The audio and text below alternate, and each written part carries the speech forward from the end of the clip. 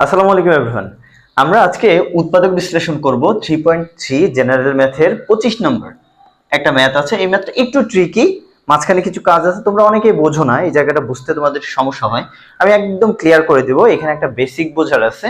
So চলো ম্যাথটা শুরু করি।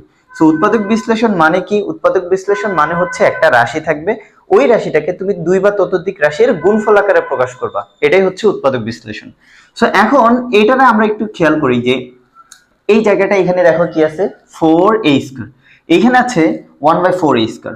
এটা a², এটাকে যদি আমি b² ধরি, ভালো করে খেয়াল করো তো, এগুলাতে তো স্কয়ার নাই, এটা a², এটা b² ধরলাম।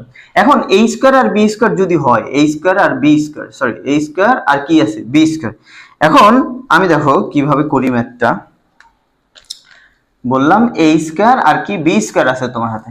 এখন মাঝখানে যদি একটা 2ab হয়, প্লাস মাইনাস 2ab হয়, তাহলে কি একটা ফর্মুলা ক্রিয়েট করা যায় না? বুঝতে পারছো কথাটা কি বলছি?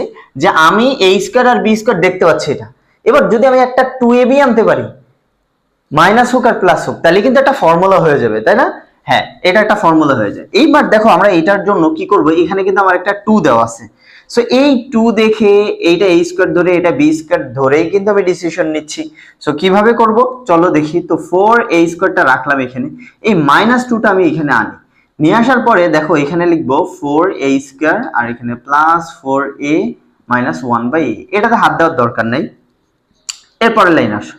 এবার এইখানে দেখো আমি যদি এই কাজটা করি, এখানে যদি আমি এটাকে 2a তার মাথায় স্কোয়ার দিই, আর এখানে -2 দিলাম, রাখি এটাকে, আর এইটাকে যদি 1/2a হোল স্কোয়ার দিই, কোনো সমস্যা আছে?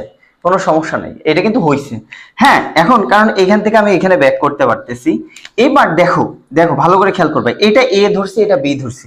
এখানে যদি আমি 2a আর এই যে 1/2a, এটা b, এই এটা বসাইছি, এই বিটা বসাইছি, দেখো তো এইটা আর এইটা কি হয়ে যায়, কেটে আগের লাইনে চলে যায় না?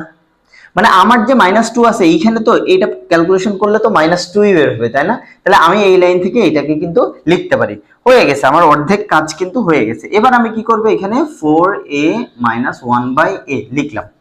এইবার দেখো এইটা কার ফর্মুলা পড়ছে, a² minus 2ab plus b², 2a minus 1/2a whole square, এই ফর্মুলা কিন্তু এটা পড়ছে। হ্যাঁ, ফর্মুলা এটা পড়ে গেছে। এবার কাজটা হচ্ছে আমি এইটুকুর কাজ শেষ করে ফেলছি, এতটুকুর কাজ কিন্তু আমার শেষ। এবার আমার এইখানে কি আছে, এইখানে হচ্ছে সেই ট্রিকি জায়গাটা, এটা আমরা কিভাবে করব।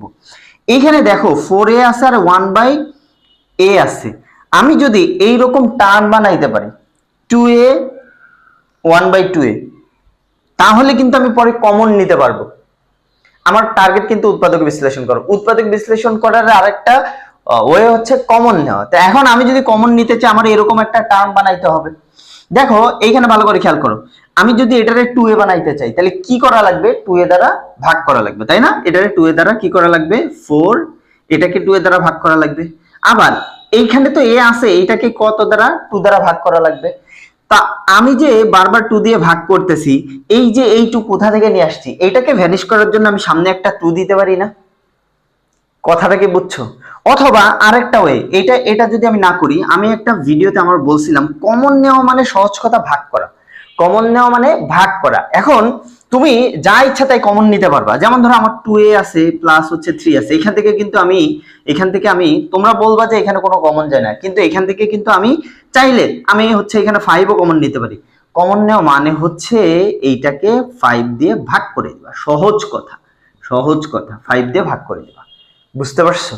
এখন দেখো তাহলে আমি এইখানে কি করব, এইখানে আমি 2a বানাবো, এটারে 2a বানাইতে হইলে আমার কি করতে হবে, 2 কমন নিতে হবে। 2 কমন নিলে, কমন নেওয়া মানে 2 দ্বারা ভাগ, তাহলে এটারে 2 দ্বারা ভাগ করলে কত হবে বলো তো, 2a হয়ে যাবে, মাইনাস এটারে 2 দিয়ে ভাগ করলে কত হবে, 1/2a হয়ে যাবে। কিন্তু বোঝা গেছে? দেখো তো এই টার্মটা আর এই টার্মটা কি মিলছে না? মিলছে তো, মিলে গেছে।